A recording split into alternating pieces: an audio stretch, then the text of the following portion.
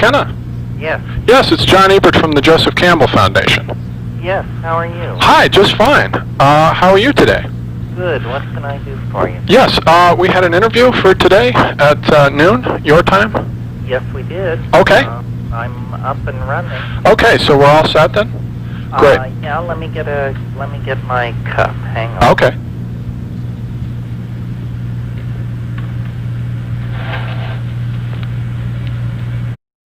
Okay, thank you again, Mr. McKenna, for your time.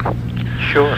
Okay, in your first book, The Invisible Landscape, you and your brother Dennis evolve what seems to be a kind of general resonance theory of nature that encompasses the visionary experience of shamanism as well as the larger epochs of historical time. I wonder if you wouldn't mind discussing how this theory grew out of your reflections on the nature of time after your journey to the Amazon in 1971. Well,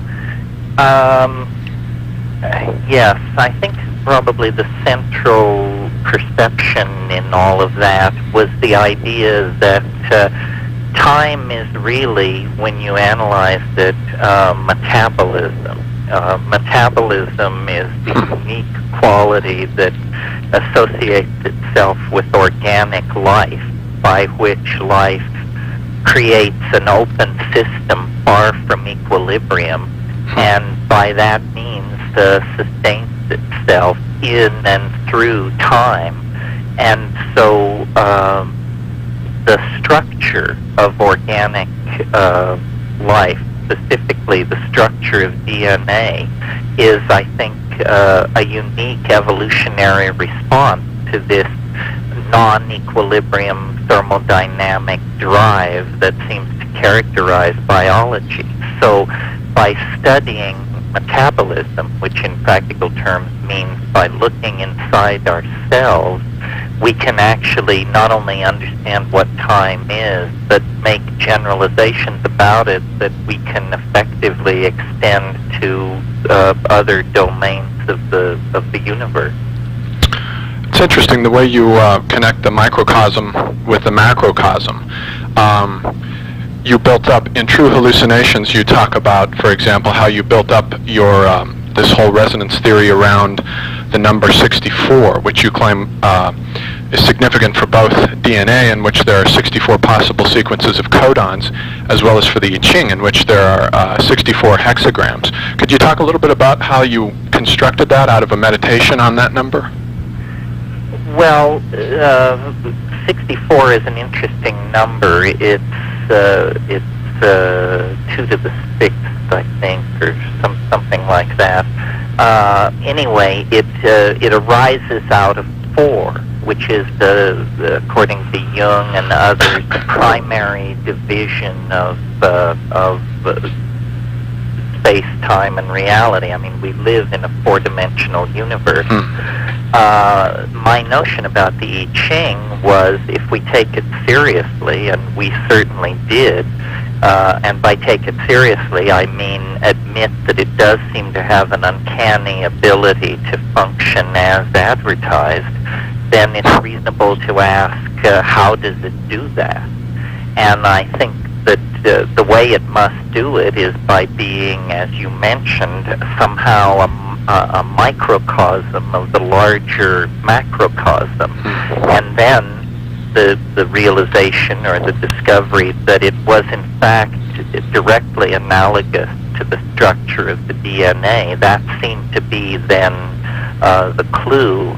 And then there were other insights along the way. For instance, the anthropologist Anthony F.B. Wallace had this thing called the 2 to the 6th N rule, in which he pointed out that no folk taxonomy exceeds 64 terms, almost implying that the categories of human thought are somehow under the invisible aegis of these numerical restrictions. So I think it's a primary insight into the structure not only of the universe we live in, but of the mind that we are embedded in that looks out at that universe. Wow, that's great stuff.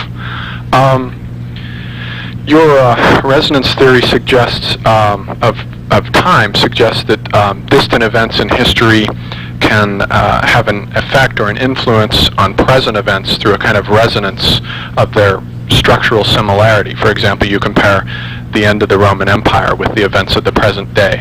Can you talk a little bit about how that historical resonance occurs?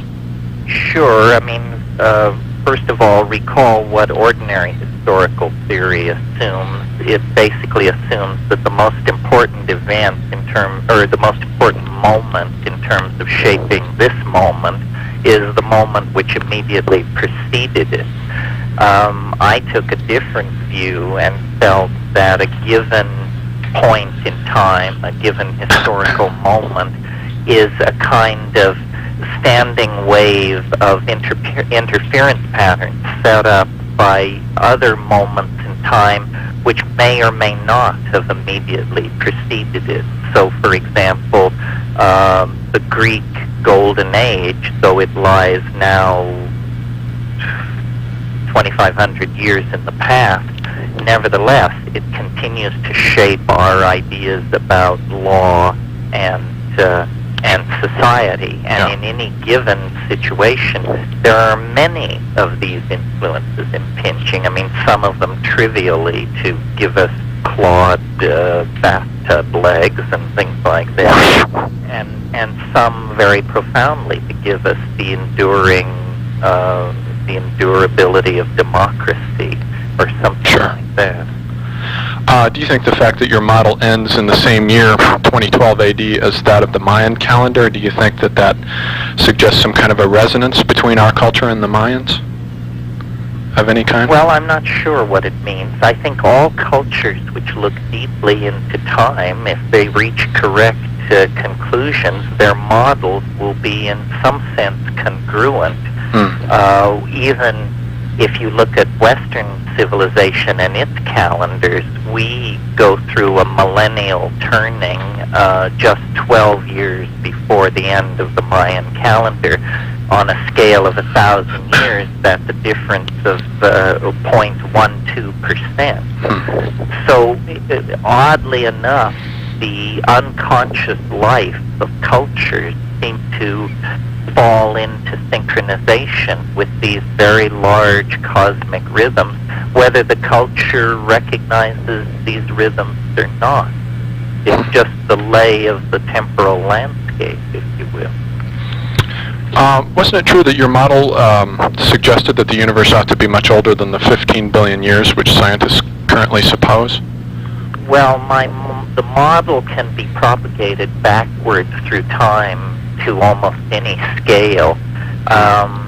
There's a lot of confusion and academic discussion going on at the moment in astrophysics about the age of the universe. And in fact, I would say probably there is less certainty about that number now than there has been at any time in the last 30 years. Some people are coming up with fairly young ages for the universe, on the order of 8 to 9 billion years. Other people claim they can observe stars that are 14 billion years old. Well, obviously, there's some serious problems here. I could run through it for you, but it's pretty technical stuff. I think the problem is not with my theory or any other formal theoretical construction, but that the astrophysicists are having a hard time on agreeing on standard candles and the interpretation of the data. On the microcosmic side, in Invisible Landscape, you and your brother have a theory that the visionary experiences of shamanism are activated when psilocybin bonds chemically with neural DNA. Could you talk about that a little bit? Well, in ordinary metabolism, serotonin is an antagonist, meaning a competitor with serotonin, which is an ordinary brain transmitter. However, a very small percentage of that psilocybin, through a mechanism called axioplasmic transport, actually finds its way into the nucleus of the cell. This is far away from the synaptic cleft. And there are